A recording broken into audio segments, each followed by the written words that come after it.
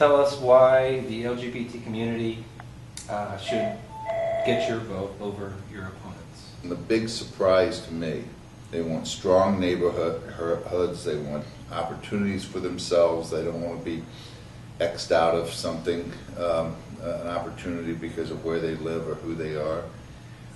They want clean parks, they want quality of life, they want the great arts. And the problem is that to do that, you've got to have money, and we're facing a budget shortfall. The only way you're going to deal with this if you don't raise taxes to make sure you grow the pie. The question is, who's going to be the best person to grow this city so we can have the things that we all want? I think we've got to make sure that Dallas has a fabulous, fabulous arts community. People want to make sure that they've got good police protection and that there's people are treated fairly, and I've been very clear that we've got to make sure that we don't back up in that regards. I was in the Convention and Visitors Bureau. I was the chairman of that when we started our first LGBT marketing campaign to market Dallas as a truly cosmopolitan city with all the diversity that this town has and offers to other people. And I think being a part of that dialogue is extremely important. Diversity is not a politically correct term for me. Diversity is the way we're going to be more competitive. You would defend something like the city's domestic partner benefits or its non-discrimination ordinance, were those things that come under attack from let's say the state legislature tries to stop the city from doing that, or the city council itself. You know, maybe there's a movement on the city council. The mayor can't do everything. He can speak to the issues and make sure we pull things together. He's got one vote of 15, but I feel very comfortable that that issue is hopefully put to bed. One of the beliefs I have, which was the Good Samaritan, okay? It's huge. There's a guy on the street. I want to deal with companies that are going to take care of that guy on the street and not pass him by. I go to First Presbyterian downtown, coming back to Martin Buber, who is a great Jewish theologian. I've got to treat you with, he calls it an I-thou relationship. I need to treat you with the sanctity as if you were a God, if you were sacred. I can't do that and look at you and damn you to, you know, as a GLBT member of that community. It's not right. It's not biblical. We're here with Ron Natinsky, Dallas City Councilman and candidate for mayor. Ron, let's start off by telling us why the LGBT community, why LGBT voters should support you over your opponents in this race. Well, two things. I think one, if you look at my support for the community over the years and my involvement with the community, I mean, it's a proven track record.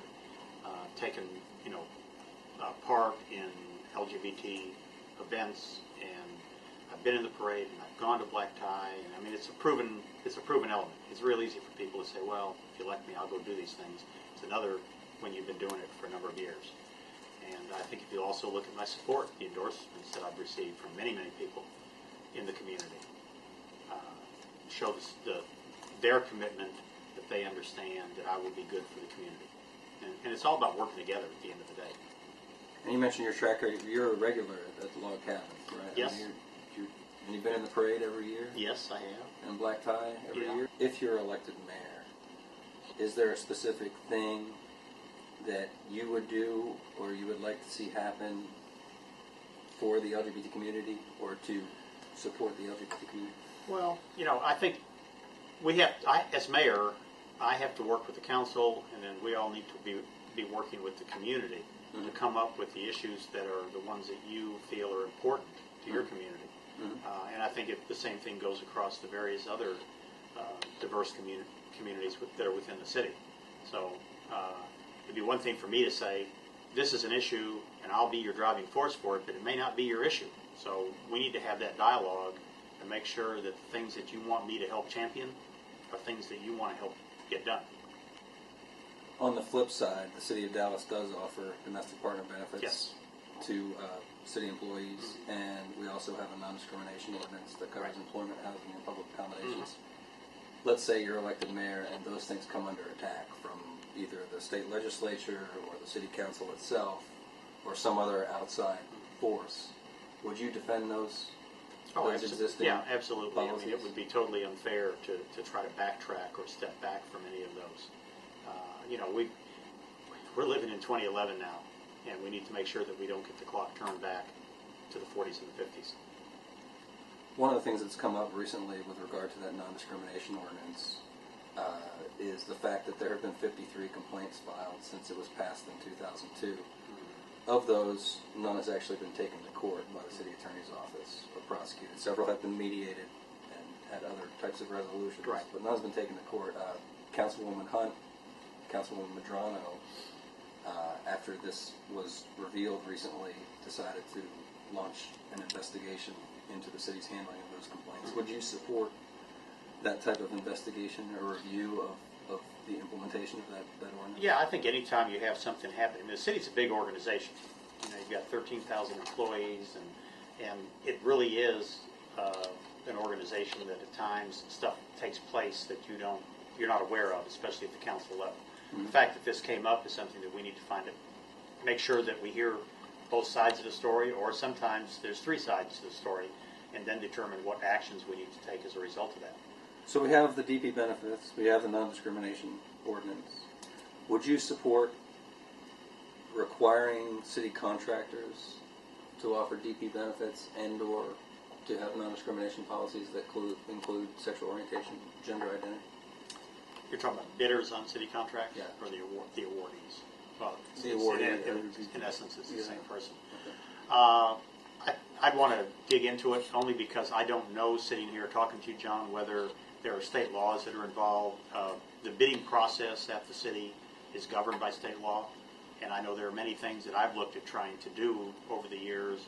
Why can't we, for example, have favoritism to companies that are located in Dallas? Well, state law says you can't do that. So, I mean, barring some issues at the state level, it's certainly something that merits, looking into and possibly implementing. But whether it's a requirement or not, it sounds like you would definitely be supportive of at least asking the question and Oh. having the discussion. Yeah, definitely. And I mean, if there's not any negative repercussions or some reason that we can't do it from a legal perspective, certainly something that we need to try to move forward on.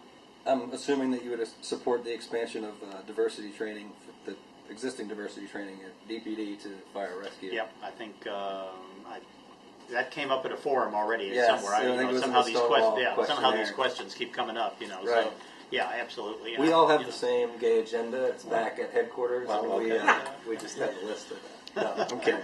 On the wall. I thought I was going to serve out 2 more years on the city council and then go start another business. Put my serial entrepreneur hat on. And start 3 or 4 more businesses. So, at this particular point, elected as mayor, serving out 8 years as mayor, that's enough for me. Right. I'm not going to be the shuttle person, getting on a plane Monday morning, flying to Washington and coming back and all that. I'm at a point in my life I want to relax a little bit. Why you? Why should the LGBT community support you in this race over your opponents? Because I'm a known quantity. I have a proven track record. I'm very comfortable in the LGBT community. I believe that one of the things that makes Dallas as a special place is the fact that our LGBT community is so large and accommodating. It helps bring people into the city from probably throughout the United States, but certainly throughout the southwestern part of the United States, to be able to come to a community where there's support and interesting, cool things to do. And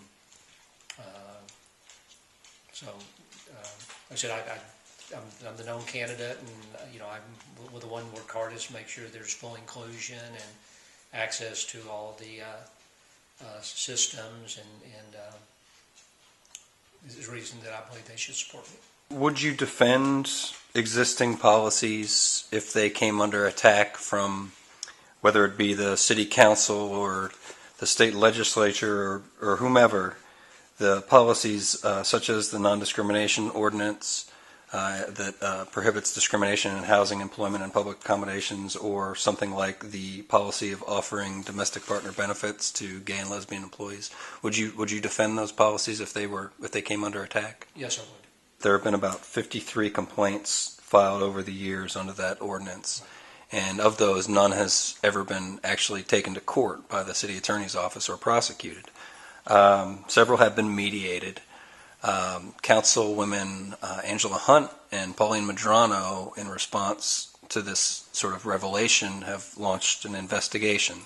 And they plan to go through those, they say they plan to go through those complaints one by one and look at why they may or may not have been prosecuted, et cetera. Would you support an investigation or a review like that in this case? Yes, yeah, I'd be curious why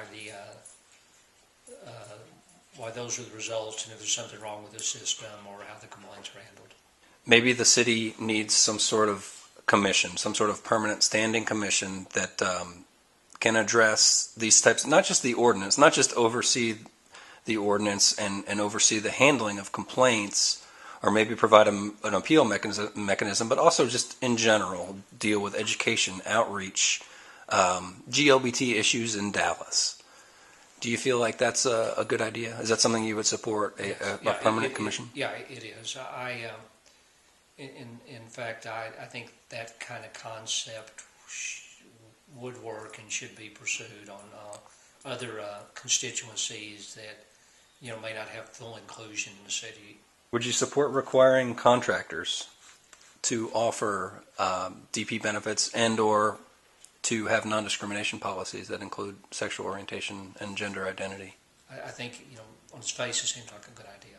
I believe that cities are special places, and one thing that makes them special is the fact that you end up with a lot of diversity, and cities ought to support diversity and fairness and inclusion, and so I think I would be supportive of it. Do you support the expansion of the training that went on in your department while you were chief with regard to sexual orientation and GLBT issues into fire rescue? Yes, yeah, I do. I mean, because they have direct contact with people in the streets, and it also would actually, I believe, help within their own internal climate and how they relate to each other in the firehouses. What guarantee, or what can you say to convince the community that that we're not going to get thrown under the bus by you? Okay. For whatever reason. Yeah. It may not because you're running for Senate. It may be just because you've decided that in order to get reelected mayor that you need to tack to the right. Or what guarantee do we have that we won't be used as a political pawn? Well, and that's the reason I think you guys should vote for me, because I'm not going to change. I always have been consistent in what I believe in and fighting that battle. I did it with the cops. I mean, when I got to Dallas, there were things that I thought should be changed, and if I thought that after a lot of consideration, I changed them in spite of whatever complaints or political consequences. The reason I'm running for mayor, I guess, let me see, is I'm not running to be in that office. I'm running because I, believe that this is a unique time in the history of the city of Dallas, and I have some ideas of how I think the city should grow and develop over the next several years. And key to that is a city that is inclusive and respects diversity, and even from the outside may look like a little bit of a mess, but it works as far as creating vibrant, livable neighborhoods. So